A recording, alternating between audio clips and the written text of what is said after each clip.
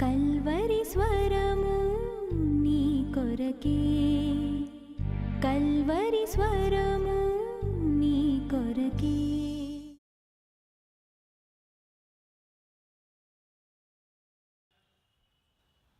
ఉజ్జియా యెహోవాను ఆశ్రయించినంత కాలము వర్ధిల్లాడు. ఎంతగా వర్ధిల్లాడో 3-4 ముక్కల్లో చెప్పేస్తా. ఏం జరిగింది? 8వ వచనము, అమ్మోనీయులు ఉజ్జియాకు పన్నిచ్చువారైరి, అతడు అధికముగా బల అభివృద్ధి నొందెను గనుక అతని కీర్తి ఐగుప్తు మార్గ ప్రదేశములన్నిట వ్యాపించెను. యెహోవాను ఆశ్రయిస్తే కీర్తి, యెహోవాను ఆశ్రయిస్తే అభివృద్ధి, యెహోవాను ఆశ్రయిస్తే ఆశీర్వాదము. అంతేకాదు నేమ్ అండ్ ఫేమ్, ఆ తర్వాత ప్రాపర్టీ. 10వ వచనము, అదియుగాక షెఫేలా ప్రదేశములోను మైదాన ప్రదేశములోను అతనికి విస్తారమైన పశువులుండగా అతడు అరణ్యములో దుర్గములు కట్టించి అనేకమైన బావులు తవ్వించెను. వ్యవసాయమందు అతడు అపేక్ష గలవాడు గనుక పర్వతములలో కర్మేలులోను అతనికి వ్యవసాయకులను ద్రాక్ష తోట పనివారును కలిగి ఉండిరి. అభివృద్ధి, ఆస్తి, ఐశ్వర్యము. ఎంత అద్భుతం అండి, ఎంత అద్భుతం. ఒక వ్యక్తి యెహోవాను ఆశ్రయిస్తే వర్ధిల్లాడు, కీర్తి, పేరు, ప్రఖ్యాతలు పొందుకున్నాడు. అంతేకాదు ఆస్తిపాస్తులు పెరిగినాయి. ఒక వ్యక్తి దేవుణ్ణి ఆశ్రయిస్తే ఆ వ్యక్తిని దేవుడు దీవించడం మొదలు పెడితే ఈ లోకంలో ఎవరూ కూడా అతన్ని ఆపలేరండి. అంతగా దేవుడు దీవిస్తాడు, అందులో సందేహము లేదు. ఆ తర్వాత ఏమైంది? 11, యుద్ధమునకు ఉజ్జియాకు సైన్యము కలిగి ఉండెను. అందులోని యోధులు రాజు అధిపతులలో హనన్య అను వాని చేతి కింద ఉండెను. ఖజానాదారుడగు మయషేయు ప్రధానమంత్రియగు యెహీయేలును వారి లెక్క ఎంతైనది చూచి వారిని పటాలముగా ఏర్పరచు వారై ఉండరి. Great army, great name, great property, great blessing. అంతా గ్రేటే.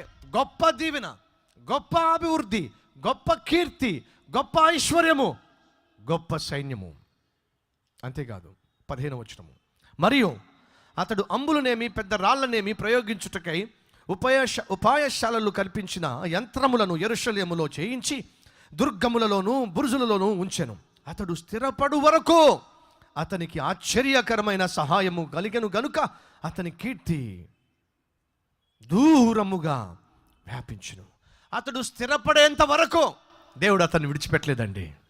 సహోదరుడా, సహోదరి, నువ్వు దేవుణ్ణి ఆశ్రయిస్తే నీ గుడారమును విస్తరింపజేస్తాడు, అన్ని దిక్కులలోనూ నిన్ను స్థిరపరుస్తాడు, నిన్ను దీవిస్తాడు, నిన్ను తలగా మార్చుతాడు, అప్పిచ్చేవాడిగా చేస్తాడు, బహుగా దీవిస్తాడు. ఎప్పుడు? దేవుణ్ణి ఆశ్రయించేవాడిగా. ఎప్పుడు? యథార్థవంతునిగా నువ్వు జీవిస్తే. ఒక రాజు తన తరువాత ఎవరిని నాయకుడిగా ఎన్నుకోవాలి, ఎవరిని రాజుగా ఎన్నుకోవాలో పరీక్ష పెడదామని చెప్పి రాజ్యములో ఉన్న తెలివైనటువంటి యవనస్తులను పిలిపించాడు. వేల కొలిదిగా యవనస్తులు వచ్చారు. యవనస్తులు వచ్చిన తర్వాత అందులో 100లను సెలెక్ట్ చేశారు, అందులో 10 మందిని సెలెక్ట్ చేశారు, అందులో 3 సెలెక్ట్ చేశారు. 3 కూడా రాజు దగ్గరకు పంపించబడ్డారు. ఆ 3 వచ్చారు. రాజు అన్నాడు, నా వయస్సు అయిపోతుంది కనుక ఈ రాజ్యాన్ని పరిపాలించే జ్ఞానము గలవాడు ఎవడో నాకు కావాలి, పని వచ్చినవాడు ఎవడో నాకు కావాలి, కష్టపడి పనిచేసేవాడు, జ్ఞానము గలవాడు, యథార్థమైన వాడు నాకు కావాలి. ఇదిగో మీకు సంచితో విత్తనాలు ఇస్తున్నా, ఈ విత్తనాలు మీరు వెళ్ళి విత్తండి, పంట పండితే తీసుకొచ్చి నాకు ఇవ్వండి, ఎవడెక్కువ పండిస్తే వాడినే రాజుగా చేస్తా అన్నాడు. ముగ్గురికి సమానంగా 3 సంచుల విత్తనాలు ఇచ్చాడు. 3 వెళ్ళి నాటేశారు. ఒకడిని మించి ఒకడు పంటను పండించటం మొదలు పెట్టాడు. బాగా పంట పండుతుంది. కానీ 3వ వాడికి మాత్రం ఒక్క మొక్క కూడా బయటికి రాలా. పక్క వాళ్ళని చూస్తే పంట పండిపోతుంది, అటువైపు వాడిని చూస్తే పంట పండిపోతుంది, మొలకలు వచ్చేసినాయి, పంట వచ్చేసింది, విత్తనాలు వచ్చేసినాయి. ఆహా, ఎంత చక్కగా పండుతుందో. వీడికేమో ఒక్క మొలక రాలా. దిగులు మొదలైంది, బాధ మొదలైంది. వాళ్ళ మమ్మీతో మాట్లాడాడు, అమ్మా మిగిలిన ఇద్దరికేమో చక్కగా పంటలు పండినాయి, ఫలాలు వచ్చినాయి. నాకేమో ఒక్క మొలక కూడా మొలకెత్తలేదు. రేపో మాపు రాజు పిలిపిస్తాడు, ఏం చేయాలో నాకు అర్థం కావటల్లా. చిన్నప్పటి నుంచి యథార్థంగా జీవించాలని నాకు నేర్పించావు, యథార్థతను నాకు పంచిపెట్టావు. ఇప్పుడేమో రాజుగారి స్థానంలో ఒకవేళ నేను ఉన్నట్లయితే యథార్థవంతునిగా పరిపాలన చేస్తే మన కుటుంబానికి అండగా నిలబడతా, రాజ్యానికి సేవ చేసిన వాడవుతా అని నువ్వు ఆశించి రాజు దగ్గరికి పంపించావు. కానీ ఈ పరీక్షలో ఓడిపోతున్నానమ్మా, నన్ను క్షమించు అని కన్నీళ్ళు మున్నీళ్ళు అయ్యాడు. ఆ తల్లి చెప్పింది, బాబు, యథార్థవంతులను బలపరచుటకు యెహోవా కనుదృష్టి లోకమంతా సంచరిస్తుంది. నువ్వు యథార్థంగానే ఉన్నావు, ఆ యథార్థత నిన్ను కాపాడుతుంది. దిగులు పడకు, యథార్థత కాపాడుతుందమ్మా. కానీ రాజుగారు ఇచ్చిన విత్తనాలు పంట పండితే కదా రాజుగా చేసేది నన్ను.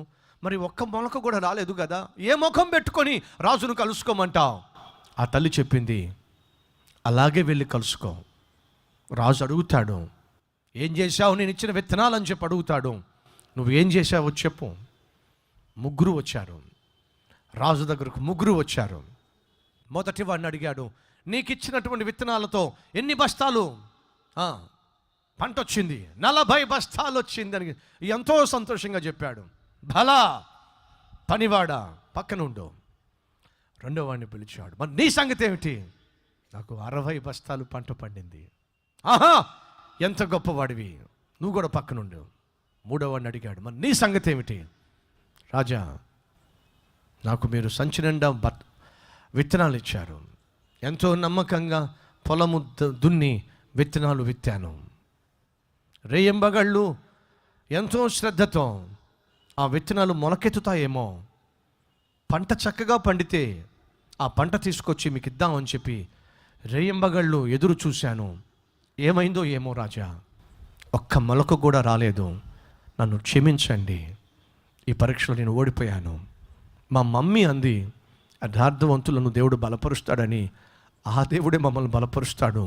వాళ్ళల్లో ఎవరో ఒకరికి యోగ్యుడైతే రాజుగా అతనికి పట్టం కట్టండి అని వెళ్ళిపోతున్నాడు. అలా వెళ్ళిపోతున్న కుర్రవాడిని రాజు చూసి, ఆగో! భయం వేసింది కుర్రవాడికి. పరీక్షలో ఓడిపోయినందుకు రాజు తప్పనిసరిగా శిక్షిస్తాడు. భయపడుతూ వచ్చాడు. చెప్పండి రాజా, ఏ శిక్ష మీరు వేసినా దాన్ని మనస్ఫూర్తిగా అంగీకరిస్తాను. రాజు అంటున్నాడు, నిన్ను శిక్షించడానికి పిలవలేదు, నా రాజ్యానికి రాజును చేయటానికి నేను పిలిచాను అని చెప్పన్నాడు.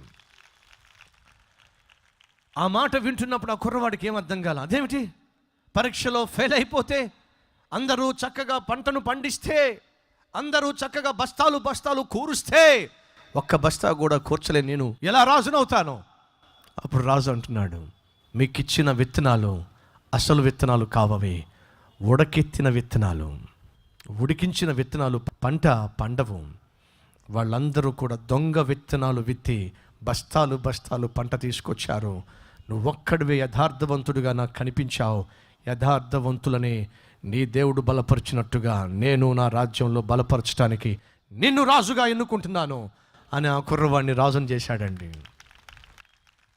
ఎస్, ఈరోజు మన చుట్టూ ఉన్నవాళ్ళు అన్యాయంగా సంపాదిస్తూ, అక్రమముగా సంపాదిస్తూ, లంచముతో సంపాదిస్తూ, మేడలు మిద్దెలు కడుతూ, కారులు కొనుక్కుంటూ జలసా జీవిస్తున్నప్పుడు అనుకుంటున్నాం మనం, అయ్యో, యథార్థంగా జీవించడం వల్ల మనం సంపాదించింది ఏమిటి? న్యాయంగా జీవించడం వల్ల మనం సంపాదించింది ఏమిటి? వినండి, యథార్థంగా జీవించే వారిని లోకము గుర్తించకపోయినా పరలోకములో ఉన్న దేవుడు గుర్తిస్తాడు.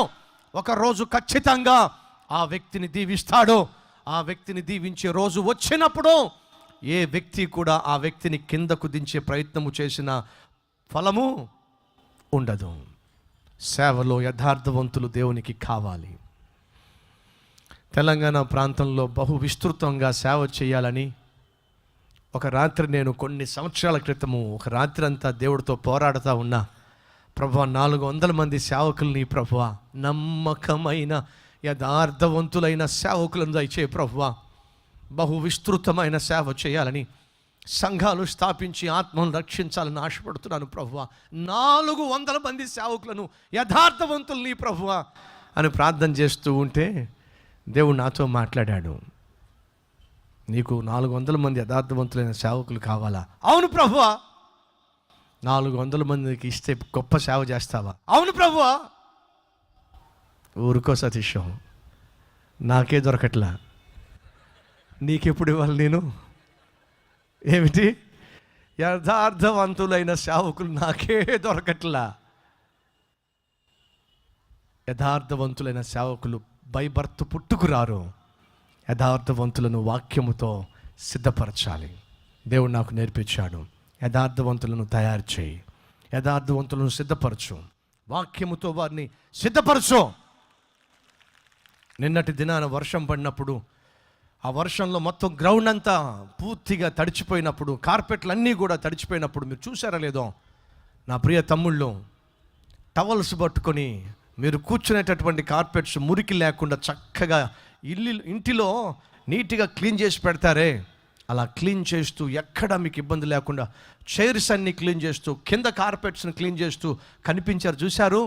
వాళ్ళందరూ పనివాళ్ళు కాదండి, పెద్ద పెద్ద ఇంటర్నేషనల్ కంపెనీస్లో ఉద్యోగాలు చేసేవాళ్ళు ఎంతోమంది ఉన్నారు. పోస్ట్ గ్రాడ్యుయేట్ చేసి, పీజీలు చేసి, బాగా చదువుకొని వాళ్ళు ఒక సత్యం గ్రహించారు. ఏంటంటే, ప్రభు కొరకు నేడు మేము జీవిస్తే రేపటి దినాన ప్రభు కొరకు మా పిల్లలు కూడా రోషము కలిగి జీవించే జీవితాలు వారికి దేవుడు అనుగ్రహిస్తాడు. మా భవిష్యత్తును దేవుడు దీవిస్తాడు. అందుకే వాళ్ళు అంత కష్టపడతారు, అంత ప్రయాసపడతారు. ఉజ్జియా యెహోవాను ఆశ్రయించినంత వరకు బహుగా దీవించబడ్డాడు. అతని కీర్తట సర్వలోకానికి తెలిసిపోయిందట. అతడు స్థిరపడేంత వరకు దేవుడు అతన్ని విడిచిపెట్టలేదట. మరి ఆ తర్వాత ఏమైంది చూద్దాం రండి. 15వ వచనము చివరి మాటలు. అతడు స్థిరపడు వరకు అతనికి ఆశ్చర్యకరమైన సహాయము కలిగను గనుక అతని కీర్తి దూరముగా వ్యాపించను. ఎక్కడ చూసినా అతని గురించే మాట్లాడుతున్నారు. అంతగా అతడు దీవించబడ్డాడు. అలా దీవించబడిన తరువాత, తన రాజ్యము స్థిరపడిన తరువాత, ఏ డోకా ఏ లోటు లేకుండా అతడు ఉన్నతమైన స్థాయికి చేరిన తరువాత జరిగింది ఏమిటయ్యా అంటే, ఇప్పుడు నాకు ఎంత కావాలో అంత డబ్బు ఉంది, ఎంత కావాలో అంత సైన్యం ఉంది, పేరుంది, ఐశ్వర్యం ఉంది, హోదా ఉంది, అధికారం ఉంది, అన్నీ ఉన్నాయి. ఇప్పుడు నాకు దేవుడితో పనేంటి చెప్పండి? ఆ తర్వాత మాట, అయితే అతడు స్థిరపడిన తరువాత అతడు మనస్సున గర్వించి చెడిపోయాడు. ఏమైపోయాడు? చెడిపోయాడు. స్థిరపడిన తరువాత, ఒక స్థాయికి వచ్చిన తరువాత గర్వించాడు. గర్వించి ఏమయ్యాడు? చెడిపోయాడు. ఇప్పుడు దాకా నేను చెప్పిన వ్యక్తి ఏమయ్యాడు? చెడిపోయాడు. తర్వాత ఏమైంది చూడండి. 19వ వచనము. ఉజ్జియా ధూపము వేయుటకై ధూపార్తిని చేత పట్టుకుని రౌద్రుడై యాజకుల మీద కోపము చూపెను. యెహోవా మందిరములో ధూపపీఠము ప్రక్కన అతడు ఉండగా యాజకులు చూచుచూనే ఉన్నప్పుడు అతని నొసట కుష్టు రోగము పుట్టుకొచ్చేసింది. సేవకులను ఎదిరించడం మొదలుపెట్టాడు, యాజకులను ఎదిరించడం మొదలుపెట్టాడు, బోధకులను ఎదిరించడం మొదలుపెట్టాడు. నిజమే, ఈరోజు సంఘాల్లో చాలామంది అటువంటి ఉజ్జియాలు తయారయ్యారు. సేవకుడు ప్రార్థన చేస్తే, కన్నీళ్లు కారిస్తే ఉద్యోగాలు పొందుకున్న వాళ్ళు లేరా? ఇంటిని దర్శించి మీ కష్టంలో పాలు పంచుకొని మీతో పాటు కలిసి ప్రార్థన చేసిన తర్వాత దేవుడు కనికరిస్తే, పంట పొలములో చక్కగా పంట పండిన తర్వాత ఎంతో కొంత ఇల్లు, ఎంతో కొంత గృహము, ఎంతో కొంత నీ జీవితము స్థిరపడిన తర్వాత, బిడ్డలు పైకొచ్చిన తర్వాత, వారు బాగుపడిన తర్వాత, అన్ని విషయాల్లో ఆశీర్వదించబడిన తర్వాత, ఈరోజు పాకెట్లో డబ్బులు చేరిన తర్వాత, ప్రార్థన చేసిన, కన్నీళ్లు కార్చిన, అండగా నిలబడిన, గృహదర్శనం చేసి మీ ఇళ్లలో ప్రార్థనలు జరిపిన సేవకులనే డబ్బు మదములో బెదిరించేటటువంటి దుర్మార్గులు ఎంతమంది లేరు? స్థిరపడిన తరువాత ఉజ్జియా యాజకుల మీదే నోరు లేవనెత్తడం మొదలుపెట్టాడు, యాజకుల మీదే కోప్పడడం మొదలుపెట్టాడు, యాజకుల్నే ఎదిరించడం మొదలుపెట్టాడు. మీరేనా సేవ చేసేది? నేను చేయలేనా కావాలంటే? గర్వము. ఏ వ్యక్తి అయితే గర్వము కలిగి ఉంటాడో ఆ వ్యక్తి ఎదురుగుండా ఉన్నవారు ఎవరో మర్చిపోతాడు. పెద్ద చిన్న లేకుండా మాట్లాడతారు. చెల్లెళ్ళు తమ్ముళ్ళు, తల్లిదండ్రుల మీద నోరు పడేసుకోమాకండి, తల్లిదండ్రులను ఎదిరించమాకండి. వయస్సు మీకంటే పెద్దవాళ్ళని చూసి ఇష్టం వచ్చినట్టుగా మాట్లాడకండి. పెద్దలను గౌరవించడం మన సంప్రదాయం, వాక్యానుసారం. పెద్దలను గౌరవించండి, తల్లిని తండ్రిని సన్మానించండి, గౌరవించండి. సేవ చేస్తున్నటువంటి సేవకులను గౌరవించండి, వారిని ప్రేమించండి. నోరు జారకండి. ఉజ్జియా నోరు జారాడు, యాజకుల మీదే కళ్ళు ఎర్ర చేశాడు. దేవుడు చూశాడు, నీ బ్రతుకు ఒకప్పుడు ఏమిటి? నిన్ను కనికరించి నువ్వు నన్ను ఆశ్రయించావని, నా చెంతకు చేరావని, ఏడ్చావని, ప్రార్థించావని నిన్ను నేను దీవిస్తే స్థిరపడిన తరువాత ఇప్పుడు నీకు అంత కొవ్వు పట్టిందా? నీకు అంత గర్వం వచ్చిందా? తెలుసా అండి, ఉజ్జియా గర్వించి చెడిపోయాడు. ఆ తర్వాత సింహాసనాన్ని పోగొట్టుకున్నాడు. గర్వము నాశనానికి ముందు గర్వము వెళ్తుంది. అడుగుతున్నా, ఈరోజు మన జీవితంలో ఒక పాఠం నేర్చుకుందాం. ఏమిటా పాఠం? నేను పల్లెటూరులోనే చదువుకున్నా, పొలాల్లో తిరిగా. దేవుని యొక్క అద్భుతమైన సృష్టిని గమనిస్తూ పాఠాలు నేర్చుకోవడం నాకు అలవాటు. మీరు ఎప్పుడైనా గమనించారా? మువ్వ రానటువంటి అరటి చెట్టు ఎంత నిటారుగా నిలబడద్దో, ఎలా ఉంటుంది? తిన్నగా నిలబడద్ది. ఎప్పుడైతే మధ్యలో పువ్వు వస్తుందో, ఆ పువ్వు కాస్త గెలగా మారుతుందో, ఆ గెల కాస్త కొంచెం పెద్దదవుతుందో, ఆ గెల నిండా పండ్లు ఎప్పుడైతే వస్తాయో, అలా ఎప్పుడైతే బహుగా ఆ అరటి చెట్టు ఫలిస్తుందో, మీరేం చేస్తారు చెప్పండి? అలా ఫలించినటువంటి అరటి చెట్టు నెమ్మదిగా నెమ్మదిగా నెమ్మదిగా ఏమవుతుంది? భూమి దగ్గరకు చేరిపోతుంది. మనలో ఎంతమంది అరటి చెట్టు కింద పడిపోతుందేమో, గెల కింద పడిపోతుందేమో అని చెప్పి 2 కర్రలు అడ్డంగా పెట్టి పడిపోకుండా నిలబెట్టిన వాళ్ళు లేరా? లేరా అండి? ఎందుకని మనం నిట్టారుగా ఉన్నటువంటి ఆ అరటి చెట్టు ఇప్పుడు ఎందుకు పడిపోతుంది? ఎందుకు వంగిపోతుంది? ఎందుకు భూమి దగ్గరకు వంగిపోతుంది? ఫలించే కొలది అరటి పండు ఒక సత్యాన్ని తెలియచేస్తుంది. ఏమని? తగ్గించుకోమని, తగ్గింపు తత్వాన్ని కలిగి ఉండమని. నువ్వు నేను ఫలించే కొలది, ఎదిగే కొలది, ఒదిగే జీవితాన్ని జీవించటమే ఆత్మీయ జీవితంలో ఆశీర్వాదం. నన్ను ఎవరైనా సన్మానం చేసినా, లేదు నా గురించి గొప్పగా మాట్లాడినా నాకు కొంచెం భయం. ఎందుకు తెలుసా? పొగిడే వాళ్ళతో జాగ్రత్తగా ఉండండి, ఖాళీ చెంచాతో తినిపిస్తారు మనకి. నా మాట మీకు అర్థమైందా? పొగిడే వాళ్ళతో జాగ్రత్తగా ఉండండి. వాళ్ళు చెంచా అంటే తెలుసుగా మీకు, స్పూను, ఖాళీ స్పూన్తో బ్రదర్ మీరు చాలా గొప్ప సేవకులు, మీరు చాలా గొప్ప సేవకులు అని అంటే నాకు చాలా భయం. ఎందుకని? ఒక వ్యక్తి గద్దింపు వల్ల పాడవడు, ఒక వ్యక్తి అనవసరమైన పొగడ్తల వల్లే పాడవుతాడు, చెడిపోతాడు. సహోదరులు సహోదరిలో మిమ్మల్ని ఎవరైనా గద్దిస్తున్నారా? మిమ్మల్ని ఎవరైనా తప్పు పడుతున్నారా? మీ లోపాలు మీకు తెలియచేస్తున్నారా? 2 చేతులు జోడించి థ్యాంక్స్ చెప్పండి. ఎందుకని? ప్రేమించే వాళ్ళు గద్దిస్తారు, మీ లోపాలు తెలియచేస్తారు. అనవసరంగా మిమ్మల్ని మెచ్చుకుంటున్నారా? మీ గురించి గొప్పగా మాట్లాడుతున్నారా? జాగ్రత్త! ఈ లోకంలో గద్దింపు వల్ల పడిపోయిన వాళ్ళు బహు తక్కువ. అనవసరమైన మెప్పుల వల్ల, గొప్పల వల్ల పడిపోయిన వాళ్ళు చాలా ఎక్కువ. ఒకరోజు ఒక చెరువులో కొంగలు అలాగే కప్ప ఆ చెరువులోనే ఆహారం భుజిస్తూ చక్కగా మేస్తూ చక్కగా జీవిస్తూ ఉన్నాయి. నీళ్లు కాస్త రోజు రోజుకి అడుగంటిపోతూ ఉన్నాయి.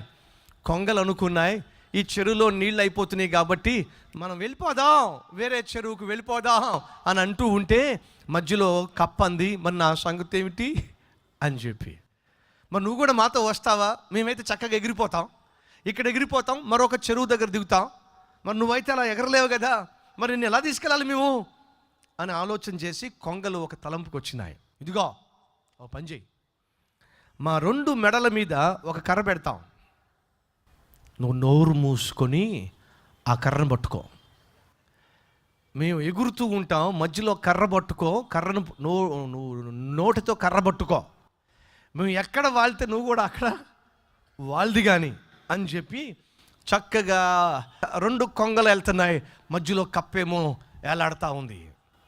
ఎగురుకుంటూ వెళ్తున్నప్పుడు ఒక వ్యవసాయకుడు చూశాడు, అరే భలేగుందే ఈ ఆలోచన, ఇంతకీ ఎవరిది అనేసరికి కుదురుగా ఉండొచ్చుగా కప్ప, నాదే అంది. ఇంకెక్కడ ఉంది? డామ్మని కింద పడింది. కొంగల కాస్త చక్కగా చెరువు దగ్గరికి వెళ్తే ఇదేమో వెళ్ళి రోడ్డు మీద పడింది, లారీ కింద పడింది, చచ్చింది. పనికి మాలిన గొప్పల వల్ల జీవితాలకు ఉపయోగము లేదు. ఒకరోజు ఒక గృహదర్శనానికి వెళ్ళాం. కూరలు చాలా బాగున్నాయి అంటే ఆ ఇల్లాలు ఏం చెప్పట్లా, ఊహు అంటే చాలా బాగా చేశారు సిస్టర్ కూరలు అంటే ఊహు అని అంటూ ఉంది. ఈ లోపల మరొక సిస్టర్ వచ్చింది, అయ్యగారు వంటలు ఎలా ఉన్నాయి అంది. చాలా బాగున్నాయమ్మా, నేనే చేశా అంది. మరి ముందున్నవాడు సంగతి ఏమిటి? ఊహు అందే. ఆమె కేవలం వడ్డించడం వరకే, ఆమె వండలా.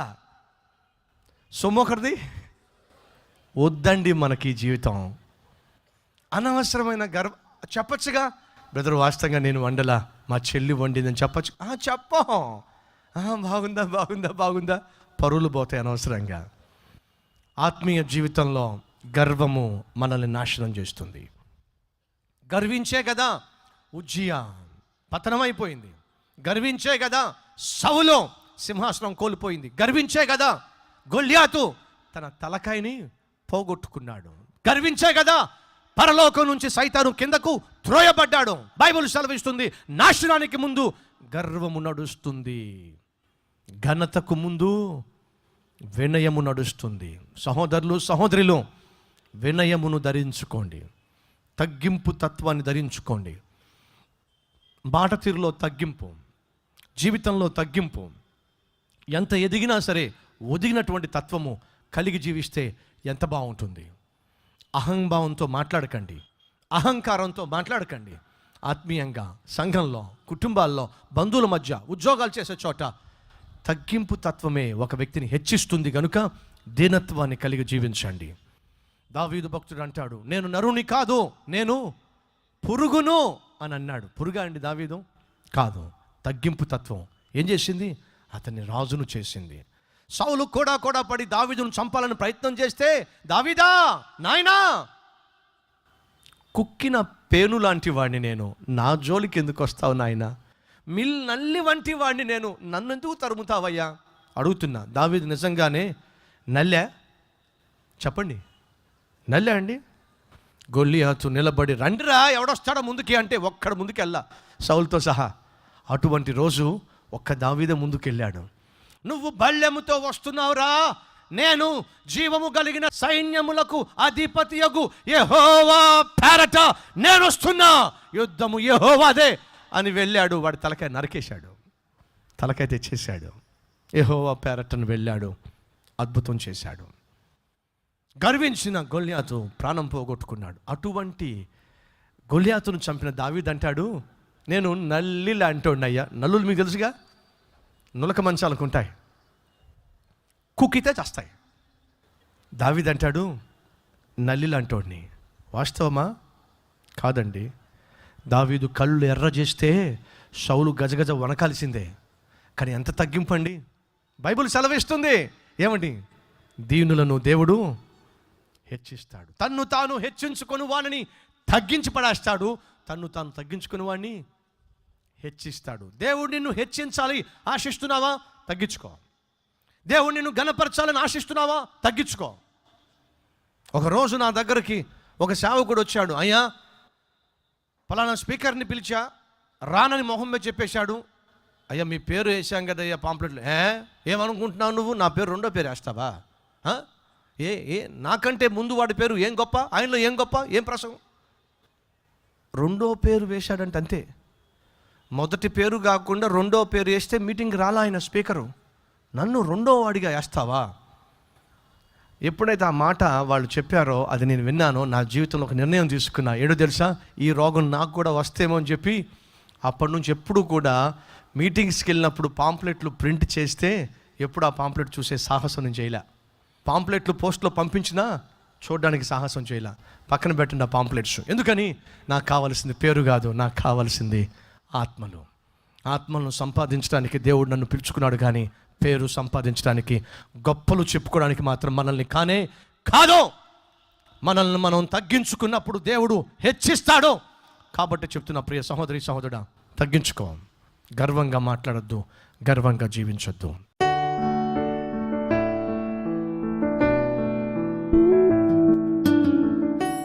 మహాపరిశుద్ధుడు అయిన ప్రేమ కలిగిన తండ్రి, ఉన్నది ఉన్నట్టుగాను, బహుసూటిగాను, బహు స్పష్టముగాను, చూసినది చూసినట్టుగా నీ బిడ్డలతో నువ్వు మాట్లాడావు. ప్రతి ఒక్కరిని నువ్వు చూశావు. ఆ వ్యక్తిలో ఉన్న లోపమేమిటో, పాపమేమిటో గ్రహించి, గుర్తించి మాట్లాడావు. అయ్యా, ఈరోజు నీ గద్దింపు స్వరాన్ని ప్రతి ఒక్కరూ విన్నారు. జీవితాన్ని దిద్దుకోకపోతే ఏం జరుగుతుందో విన్నారు. విన్న ప్రతి ఒక్కరూ తమ తప్పును ఒప్పుకోవడానికి లేచి నిలబడ్డారు. హృదయపూర్వకముగా తన తప్పులను ఒప్పుకుంటున్నారు. అతిక్రమములు దాచిపెడితే వర్ధిల్లరు కానీ ఒప్పుకొని విడిచిపెడితే కనికరింపబడతారని చెప్పి నువ్వు అన్నావు గనుక ఈ రాత్రి తమ తప్పులను ఒప్పుకుంటున్నారు, విడిచిపెడుతున్నారు. అయ్యా, ఎవరెవరైతే నిజముగా తమ తప్పులు ఒప్పుకొని విడిచిపెట్టి నీ కనికరము కోరుతున్నారో ప్రతి ఒక్కరిని దర్శించండి. వారి జీవితంలో ఉన్న ప్రతి అవసరాన్ని తీర్చండి. గర్వముగా మాట్లాడకుండా, కోపతాపాలకు, ద్వేషభావాలకు అవకాశం ఇవ్వకుండా, నీకు అంగీకారముగా, నీకు మహిమకరముగా ప్రతి ఒక్కరూ జీవించులాగున సహాయము చేయమని నీకే సమస్త ఘనత, మహిమ, ప్రభావములు చెల్లిస్తూ యేసు నామములో వేడుకుంటున్నాము తండ్రి. ఆమేన్. కుటుంబ సమస్యలా, కుదరని రోగమా, అప్పుల బాధలా, నిరాశ నిస్పృహలలో నలిగిపోతున్నావా? మనశ్శాంతి కరువైందా? జీవితంపై విరక్తి చెందావా? అయితే రండి. దేవుడు సంచరించిన, దేవుడు దర్శిస్తూ ఉన్న, దేవుని అదృశ్య హస్తముచే కట్టబడిన కల్వరి టెంపుల్కి రండి. మీ జీవితాన్ని దిద్దుకోండి. శాశ్వతమైన సంతోషాన్ని స్వతంత్రించుకోండి. ఆత్మతో, సత్యముతో దేవుణ్ణి ఆరాధించాలని, ఖచ్చితమైన వాక్యానుసారమైన బోధన విని మీ జీవితాలు దిద్దుకోవాలని ఆశపడుతున్నారా? దేవుని చిత్తానుసారంగా, వాక్యానుసారంగా దేవునికి దగ్గరగా జీవించి దేవుడు దాచిపెట్టిన శ్రేష్టమైన దీవెనలు స్వతంత్రించుకోవాలని, నిజమైన క్రైస్తవునిగా జీవించాలని మీరు తీర్మానం తీసుకున్నారా? అయితే మీ కొరకే కల్వరి టెంపుల్. రండి, మనమంతా కలిసి దేవుని ఆరాధిద్దాం. తద్వారా దేవునికి మరింత దగ్గరగా జీవిద్దాం. అనేక మందిని దేవుని సన్నిధికి చేరుద్దాం. హైదరాబాద్ నడిబొడ్డులో ప్రపంచంలోనే మొట్టమొదటిసారిగా 52 రోజుల్లో దేవుని మహాశక్తితో బహు సుందరంగా సెంట్రలైజ్డ్ ఎయిర్ కండిషన్తో నిర్మించబడిన మన మందిరంలో మనమంతా కలిసి ఆరాధిద్దాం.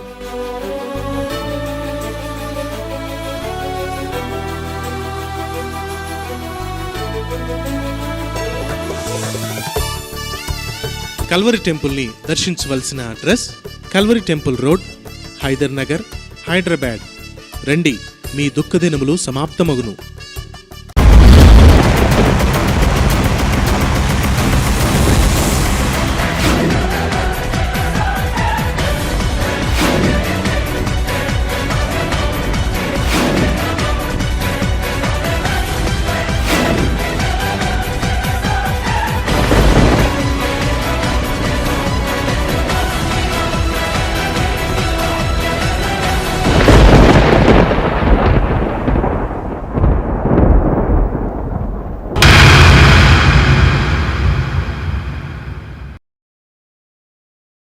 Address Kalvari, Post Box number 30, Kukatpalli, Hyderabad 72.